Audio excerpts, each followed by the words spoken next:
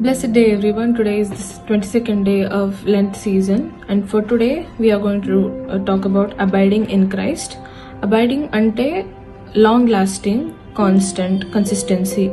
So abiding in Christ ante we are talking about క్రీస్తులో నిలకడగా ఉండటం, యేసు ప్రభుతోని నిలకడగా ఉన్న ఆ రిలేషన్షిప్ని బిల్డ్ చేసుకోవడం. సో ఈరోజు మనకి ఇచ్చిన verse is from the book of John, chapter 15, verse 5. I am the vine, you are the branches. Those who remain in me and I in them will produce much fruit. For apart from me you can do nothing. ఇదే తెలుగులో it says, ద్రాక్షవల్లిని నేను, తీగలు మీరు, ఎవడు నా యందు నిలిచి ఉండునో, నేను ఎవని యందు నిలిచి ఉండునో వాడు బహుగా ఫలించును. నేను లేక మీరు ఏమీ చేయలేరు.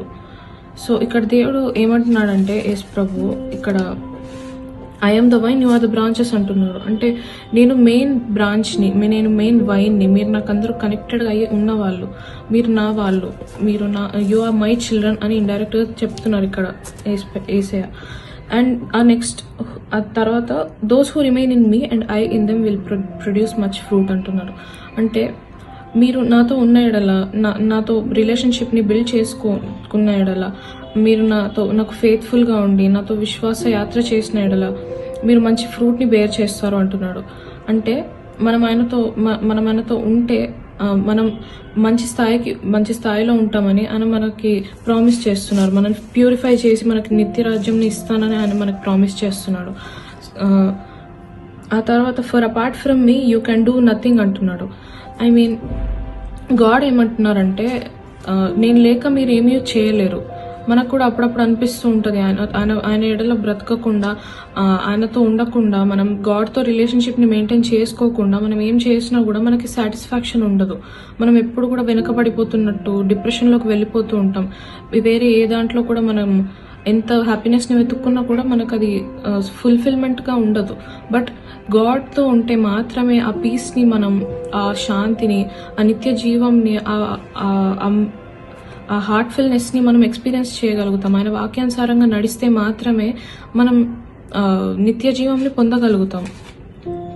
దాని తర్వాత ఆ వర్స్ని కంటిన్యూ చేసుకుంటే ఇక్కడ ఫలింపబడని ప్రతి తీగ కూడా తీసి అగ్నిలో వేయబడును అని ఉంది. అంటే గాడ్తో నడవకుండా, ఆయన తృణీకరించి, ఆయనని ఎంతకి మనం రిపెంట్ అవ్వకుండా ఆయనకి దూరంగా ఉంటున్న ఎడల మనం అగ్నిలో వేయబడతాము అంటున్నాడు.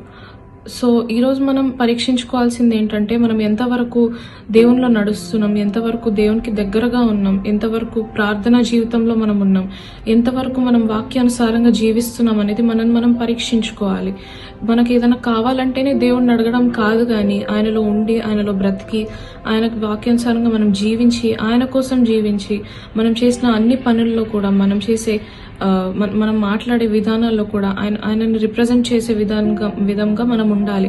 ఎందుకంటే మనం ఆయనకి కనెక్టెడ్గా ఉన్న వాళ్ళం కాబట్టి, ఎందుకంటే మనం ఆయన బిడ్డలం కాబట్టి. ఈరోజు మనం పరీక్షించుకుందాం ఈ లెంట్ సీజన్లో మనం ఎంతవరకు దేవునితో ఉన్నామో, ఎంతవరకు దేవునిలో నివసిస్తున్నామో. Have a blessed day. Thank you.